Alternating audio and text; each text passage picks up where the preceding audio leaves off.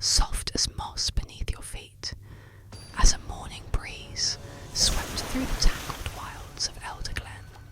Here, between whispering canopies and glittering streams, two friends moved like songbirds over the earth. Cloudstrife, his spiky blonde hair tousled by the wind, rode atop his amped raptor, a sleek creature with glimmering emerald scales and eyes like soft lightning. Behind him, DRC followed, calm and steady, his raptor's feathers bristling faintly with energy, silent sparks drifting from its talons with every graceful step. They didn't speak much. They didn't need to. Their bond was forged from long hours on the trail, from battles fought side by side, and from quiet moments like this, when the world seemed to slow down just for them. As they weaved between ancient, root-wrapped trees, the sky opened above like a giant breath, and in the distance, towering figures began to emerge through the morning mist, the friendly giants of Glimmering Hollow. Their eyes, wide and slow, blinked with kindness as they rumbled low greetings from deep within their chests. One of them leaned down, his beard made of woven vines and dandelion fluff, and offered a hand the size of a hay wagon. Cloud smiled softly and nodded, brushing a hand over the giant's knuckle like greeting an old friend. "They say you head towards Silver Rank," one of the giants said gently, his voice like thunder softened by snowfall. "There is danger there," echoed Sorrow and Shadow with teeth, "but kindness will still find you, if you let it." Cloud looked to DRC. DRC looked to the path ahead. They continued. Not much farther down the glade-lined road, they found an inn curled into the hillside, its walls made of mossy stone and the roof blooming with wildflowers. An old innkeeper with a gentle limp and eyes like weathered amber stepped out with steaming mugs of pine tea. "You're brave ones, going where you're going," she said, her voice a little cracked, a little warm. "Silver Rank changes people, tests them, bends their hearts. Some don't come back. Some come back strange." She reached out and placed a tiny bundle in Cloud's hand, woven herbs tied with a silver ribbon. "For clarity, when things begin to whisper." He bowed slightly. DRC gave a quiet "thank you." The path past the inn was quieter still, the trees thinner now, the air heavier. But even in the silence, there was comfort, familiarity, and then chitter, click, caw. From a branch overhead, a tiny brown blur landed square on Cloud's raptor's saddle. Ragavan.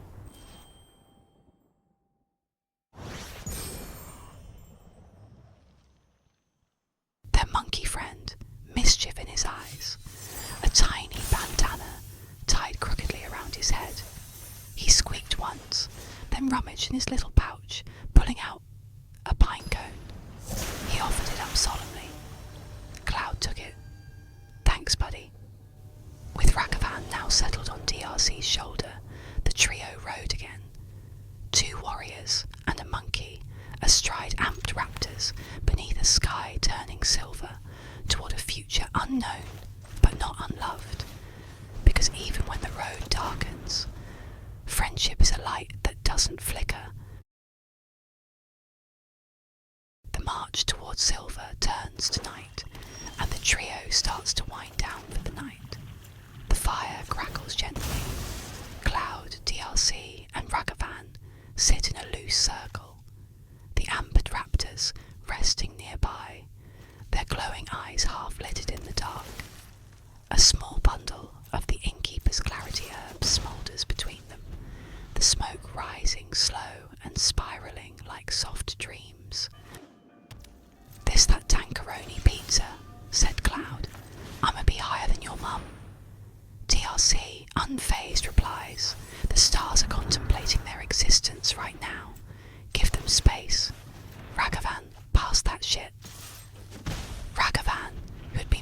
slow, finally rotates the spliffy as the jovial fun continues. The sky was still wrong. It wasn't just overcast. It was expecting something. Then the path turned. They crested a ridge of shale and saw the trees part unnaturally, like the world was holding its breath. There, where no one had stood a moment ago, was a figure. Translucent, pale, standing motionless on the path. A ghost. This one was calm, untroubled. His robes hung long and unfrayed in the spectral wind, stitched in the style of an age no one remembered. He didn't have that shit on. His face was smooth, but ageless. Cloud slowed first, Buster's sword drawn, but not raised. DRC held out a hand to Ragavan, who bristled, then curled his tiny fingers and just watched. The ghost spoke. "You're heading to silver rank. I was too, once." His voice had no weight, but it carried truth. It didn't echo, it settled. Cloud stepped forward. "Who are you?" "I've been hard-stuck bronze for months," said the ghost, smiling faintly. "But I've seen what waits beyond the threshold. I remember it still." "Tell us," DRC said, eyes narrow. "You will be tempted, not by gold, or plat, or even mythic, but by stillness. Silver rank will offer you rest, the kind you think you deserve, the kind that asks for only one thing in return." "What thing?" Cloud asked, voice hushed. "A wind streak. You'll erode who you were. All at once and in layers. You'll find joy, peace, even fetch lands, but you'll forget why you sought it." The trio stood silent. Then Cloud spoke, quietly. "Why tell us?" The ghost tilted his head. "Because I didn't get the warning. I didn't know I was queuing up until the night was gone." He took a step back. "One last thing. When you reach silver rank, there will be a toll. Don't pay it in coin. Don't pay it in gems. Instead, give it something that isn't yours to lose. Give it your parents' credit card." The ghost began to fade, unraveling into smoke and snow. Cloud stepped forward. "Wait, what was your name?" The ghost looked at him, smiled, and it was gone.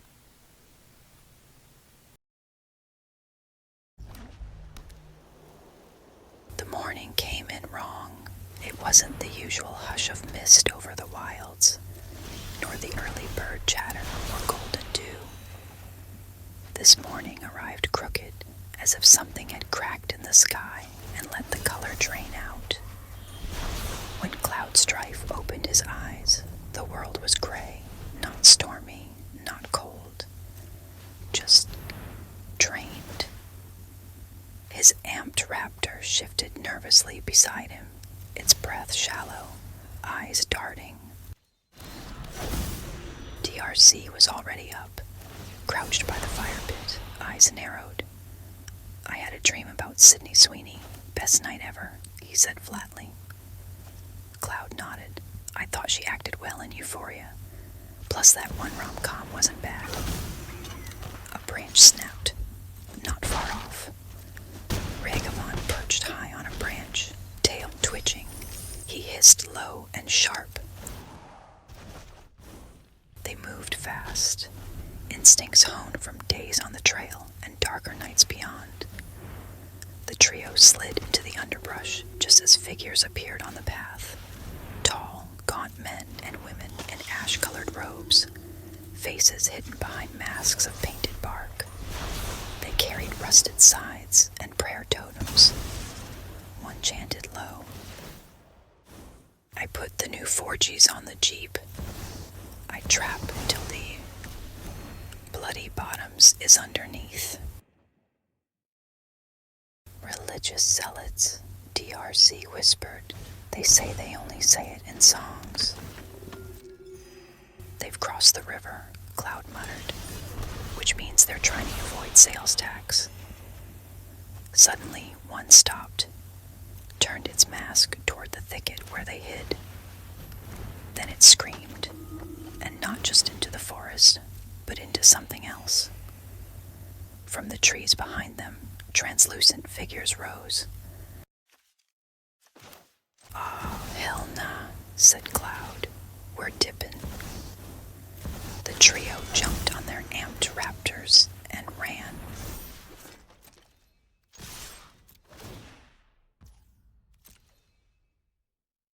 The town of Duskglen sat curled beneath a moss-coated ridge, lanterns flickering even in daylight, as if the sun had given up trying to pierce the gloom.